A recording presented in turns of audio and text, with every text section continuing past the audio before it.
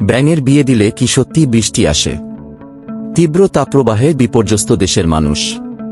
সাধ্য অনুযায়ী প্রচণ্ড গরম থেকে বাঁচতে চাইছেন সবাই, কিন্তু তাপমাত্রা কমার কোনো লক্ষণ দেখা যাচ্ছে না। এরই মধ্যে গতকাল মঙ্গলবার গণমাধ্যমে এসেছে ব্যাঙের বিয়ের একটি খবর। বৃষ্টির আশায় রাজশাহীর চারঘাট উপজেলায় বেশ কয়েকজন মিলে দুটি ব্যাঙের বিয়ে দিয়েছেন। নাটোরেও ব্যাঙের বিয়ের খবর পাওয়া গেছে। এখানে একটি প্রশ্ন ওঠে, তা হল ব্যাঙের বিয়ে দিলে কি সত্যিই বৃষ্টি নামে? আর এর প্রচলনই বা হলো কেমন করে?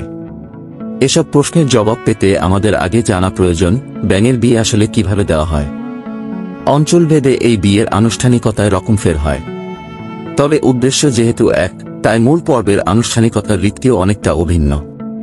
ব্যাঙের বিয়ের খবর পেয়ে প্রথম আলোর রাজশাহীর নিজস্ব প্রতিবেদক আবুল কালাম মোহাম্মদ আজাদের সঙ্গে যোগাযোগ করা হলে তিনি বলেন, চারঘাটে কলাগাছের খোল দিয়ে দুটি বাক্সের মতো বানিয়ে তাতে রাখা হয় দুটি ব্যাঙ। গ্রামের ছেলে মেয়ে ও নারী পুরুষেরা শরীরে রং মাখেন, ব্যাঙের গায়েও দেওয়া হয় রং।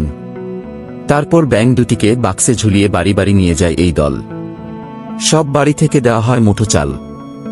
আবুল কালাম মোহাম্মদ আজাদের ভাষ্যমতে ওই দল গ্রামের বাড়িগুলোর উঠানে পানিও ঢেলে দিয়েছে। তারপর ওই কাদা পানিতে গড়াগড়ি খেয়েছে তারা। এরপর এক জায়গায় ফিরে ব্যাঙের বিয়ে দেওয়া হয়। পরে ছোট একটি গর্ত করে তাতে পানি ঢেলে ছেড়ে দেওয়া হয় ব্যাঙ দুটিকে। এই আয়োজনে প্রথম থেকে শেষ পর্যন্ত গাওয়া হয় আল্লাহ মেঘ দে, পানি দে, ছায়া দে রে তুই, আল্লাহ মেঘ দে গান। এটি হল বৃষ্টির জন্য প্রার্থনা। ব্যাঙের বিয়ে দেওয়ার এই সংস্কৃতি রয়েছে দক্ষিণাঞ্চলের জেলা ফরিদপুরেও। জেলাটির সদর উপজেলার বাখুন্ডা ইউনিয়নের দয়ারামপুরের হোসেনে আরা ও আসমা আক্তার এখন মাঝবয়সী। তারাও কিশোর বয়সে বৃষ্টি আনতে পালন করেছেন এই লোকাচার। হোসেনে আরা মঙ্গলবার মুঠোফোনে জানান, বিয়ে দেওয়ার জন্য দুটি গর্ত করে একটিতে স্ত্রী ব্যাঙ, অপরটিতে পুরুষ ব্যাঙ রাখতেন তারা। আমপাতা সহ বিভিন্ন গাছের পাতা ধোয়া পানি দিয়ে গোসল করানো হতো ব্যাঙ দুটিকে। সেগুলোকে পরিয়ে দেওয়া হতো বিয়ের পোশাক। এরপর বিয়ে দিয়ে ছেড়ে দেওয়া হতো পুকুরে। মানুষের বিয়ের উৎসবের মতো গাওয়া হতো নানা গীত। পুরো গ্রামের মানুষ তখন উপস্থিত থাকতেন।